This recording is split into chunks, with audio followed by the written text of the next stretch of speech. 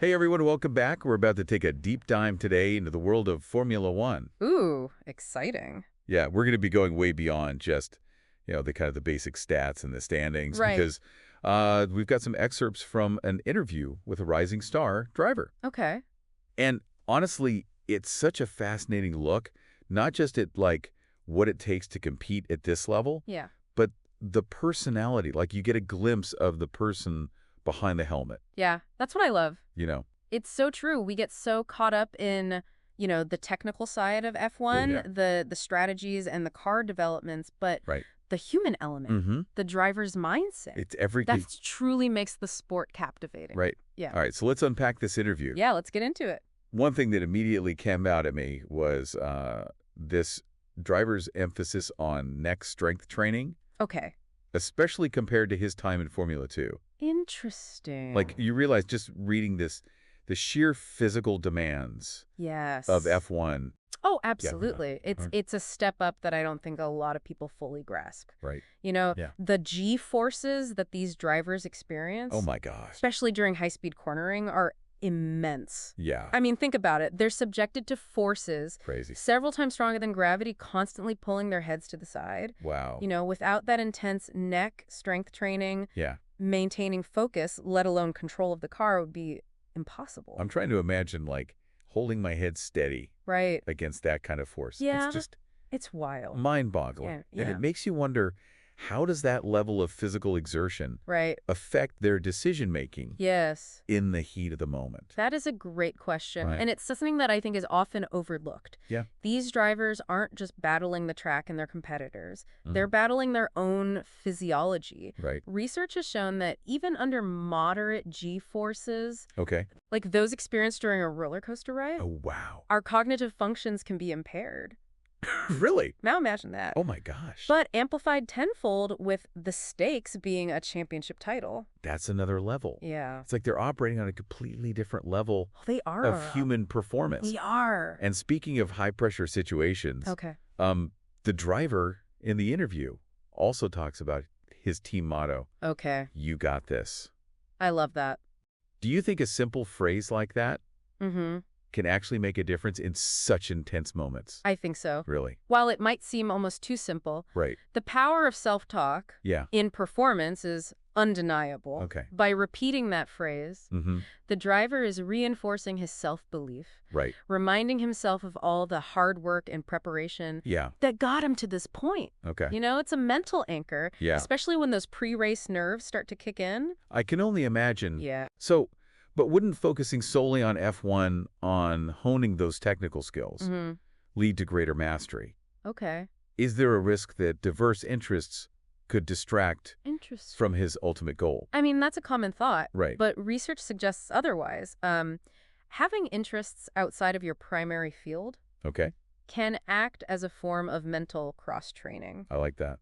Think of it as exercising different cognitive muscles. Okay. It allows for a mental reset, it reduces burnout, Yeah. and it can even lead to unexpected insights Interesting. and creative solutions that can be applied back to F1. So it's not just about relaxation. Right. It's about broadening perspectives. Yes. And keeping the mind agile. Precisely. Wow. It's about cultivating a holistic approach to performance. Okay. In fact, many top athletes and performers emphasize the importance of having diverse interests. I can see that. Yeah. That's fascinating. Mm-hmm. I remember reading about a professional golfer Okay. who swears by his daily crossword puzzles for improving his focus on the course. Exactly. And in this driver's case, Yeah. his love for football, Right. specifically his admiration for Messi, Okay. might actually provide valuable insights into strategy and anticipation. Interesting. After all, both sports require lightning-fast decision-making Oh, for sure. and the ability to read your opponent's moves. Absolutely. Okay, so here's where it gets really interesting. Okay. The driver mentions his burning desire to win at Imola, Oh, right. especially since it might be the last race held Oh, wow. at that iconic track. Yeah. What makes a win at Imola so special for an F1 driver? Well, Imola isn't just another track. Right. It's steeped in history. Yeah. And a win there carries a weight that resonates throughout the sport. Wow. We're talking about a circuit Uh-huh. that has seen legendary triumphs Yeah. and heartbreaking tragedies. Oh, gosh. It's a track that demands absolute precision Right? and punishes the slightest error It's almost like winning Wimbledon Yes. for a tennis player. Yes. A victory that transcends mere points. Right. And becomes a part of the sport's folklore. Absolutely. Yeah. It's a win that would be etched into the annals of F1 history. Right. Especially if it's the last race held there. Yeah. Imagine the weight of that moment. Oh, gosh. The emotion. Mm-hmm.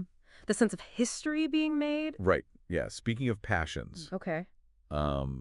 It's interesting to note that this driver's ambition isn't confined to the racetrack. Interesting. He also mentions a love for basketball and football. Okay. Even expressing a preference for Barcelona over Real Madrid. Oh, right. I see. You know. Little controversial. Yeah. Just a little bit. But but it's a glimpse into his personality beyond the racing suit. Right. Reminding us that, these drivers are more than just athletes. Yeah. They have passions, preferences, right. and interests that shake who they are, just like all of us. Yeah. I like it makes them human. Yeah, it does. Yeah. Humanizes them a little bit. Yeah, for sure. Yeah. Yeah, it's fascinating how those seemingly unrelated passions can actually, contribute to a driver's success on the track. Yeah. It kind of challenges that conventional notion that specialization is the only path to mastery. Right. It's like that old saying, all work and no play. Right. But in this case, it's not just about avoiding burnout. Right. It's about actively cultivating a well-rounded mind. Exactly. And I think that's, a crucial takeaway from this interview. Yeah. It shatters the myth of, the single-minded athlete solely focused on their sport. Right. This driver is a testament to the power of diverse interests and how they can fuel creativity and problem solving. I'm curious, though, about the specific demands of F1. Okay. The driver talks about how his training focus is shifted now that he's competing at this level. Yeah. He mentions needing to work more on his neck strength compared to his time in Formula 2. Okay. What's behind that change? Well, that difference in training highlights a key distinction between F1 and other motorsport categories. Right. F1 cars are designed to generate an immense amount of downforce. Okay. The aerodynamic pressure that pushes the car onto the track, allowing it to corner at incredibly high speed. So the faster the car goes, the more downforce it generates. Yes. And the stronger the driver's neck needs to be. Precisely. And F1 cars are pushing the boundaries of downforce. Wow. Which means the drivers are experiencing G-forces that are unlike anything else in motorsports. Oh my gosh. I mean, think about it this way. During high-speed cornering, their heads are being pulled sideways with a force several times stronger than gravity. Hold on. I need to process this. Yeah. If I were in that car, I'd probably be seeing stars with every turn. I know. It's crazy. How do these drivers even function under such force? Well, that's where the intense neck training comes in. Okay. It's not just about brute strength. Right. It's about building endurance and resilience to withstand those G-forces. Yeah. For lap after lap. Okay. They're essentially training their neck muscles to act like shock absorbers. Wow. Keeping their heads stable and their vision clear. It's incredible to think about, like, the physical and mental demands these drivers face simultaneously. Absolutely. They're not just athletes. No. They're pushing the limits of human endurance and cognitive performance. Absolutely. And it's a testament to the human capacity for adaptation. Through rigorous training and mental conditioning. They're able to perform at a level that most of us can't even fathom. It makes you wonder, like, what other insights can we glean from the way this driver approaches his sport? Yeah. And how might those lessons apply to our own lives and goals? Right.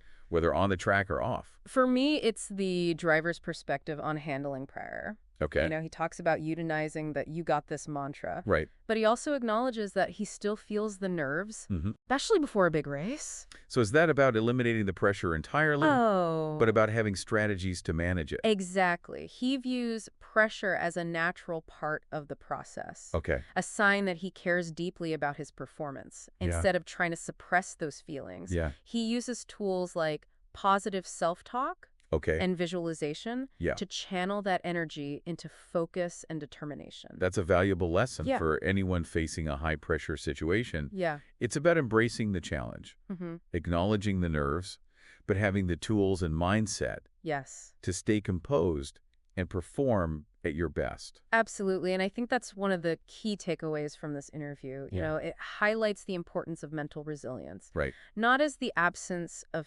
fear or doubt, but as the ability to navigate those emotions and use them to your advantage. It's a reminder that We all have our own version of a mola. Yes. Those moments that test our limits and demand everything we've got. Yeah. And while we might not be facing G-forces on a racetrack, right. The principles of preparation, yes. mental fortitude, and a belief in ourselves apply universally. It does. Yeah, it really is inspiring to see, how this driver combines just raw talent with like an incredibly dedicated approach yes. to both his physical and mental training. And what's particularly impressive is, his willingness to constantly learn and adapt. Like, he doesn't shy away from challenges. Right. He embraces them as opportunities for growth. Yeah. Remember when he discussed that shift in training focus from Formula 2 to F1? Right. That's a testament to his commitment to pushing his limits. Absolutely. It's not just about being physically strong, right. but about being strong in the specific ways demanded by the sport. Yes. It's almost like he's sculpting his body and mind. Yeah. To meet the unique challenges of Formula One? It's like a sculptor meticulously chiseling away at a block of marble. Oh, wow. Revealing the masterpiece within. I fact that. This driver is constantly refining his craft, honing his skills, and pushing himself to become the best version of himself. Yeah, there's a moment in the interview that truly struck me. Okay. The driver describes the pre-race tension as like a physical weight pressing down. Wow, yeah. Can you kind of elaborate on that, like the psychological toll this level of competition takes? The mental strain of Formula One is immense. Right. These drivers are operating under constant pressure, Yeah. knowing that every decision, every tenth of a second can make the difference between victory and defeat. Wow. The pre-race tension is a combination of all that pressure. Yeah. The weight of expectations, the knowledge that millions are watching. It's like standing on the edge of a precipice. Oh, wow. Feeling the wind whipping around you. Yeah. Knowing that one wrong step could send you tumbling down. That's a powerful analogy. Yeah. And it highlights the importance of having coping mechanisms, mental strategies to manage that pressure, and channel it into focus and determination.